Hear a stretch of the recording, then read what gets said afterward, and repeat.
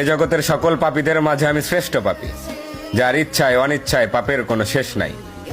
জেনা থেকে শুরু করে কবিরা অবধি সকল পাপ যেন আমার চেনা সঙ্গী।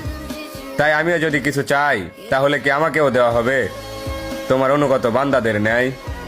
কেননা আমি শুনেছি তুমি রহমান, তুমি রহিম, তুমি এমন এক আল্লাহ যার কাছে চাওয়ার মতো চাইলে নাকি ফিরিয়ে দিতে লজ্জা পাও বান্দার হাত।